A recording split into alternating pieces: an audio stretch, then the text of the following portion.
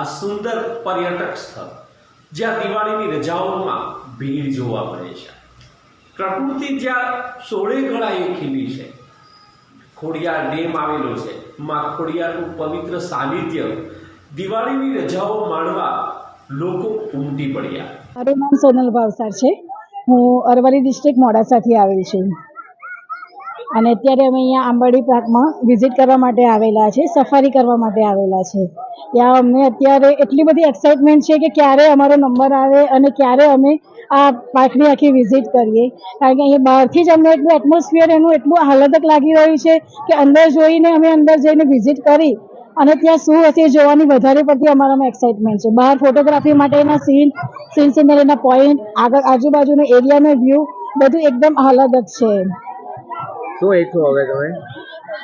જલ્દી સિંહ જોવાનું? હા, જલ્દી સિંહ જોવાનું। બસ હવે જલ્દી અમારો નંબર આવે અને ફટાફટ અમે અહીંયા સફારી કરી અને સિંહ અને અન્ય જે વન્ય જીવ છે એની અમે લાઈવ જોઈ શકીએ, બસ એની અમે રાહ જોઈ રહ્યા છીએ અત્યારે। ધારી આંબરડી સફારી પાર્કમાં ગુજરાતભરમાંથી પર્યટકોની ભીડ જોવા મળે છે। દિવાળીની રજા માણવા માટે લોકો ગીર જંગલ વિસ્તારમાં આવે છે, ત્યારે આંબરડી સફારી પાર્કની ચોક્કસ મુલાકાત લે છે। નામ નમ્રતા વિશાલકુમાર ભાવસાર છે। હું અમદાવાદથી આવી છું।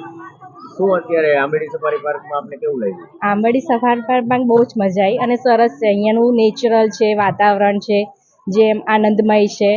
અહીંયા ડેમ છે, બહુ સરસ છે અને એન્ટ્રન્સ પણ ખૂબ જ સરસ છે।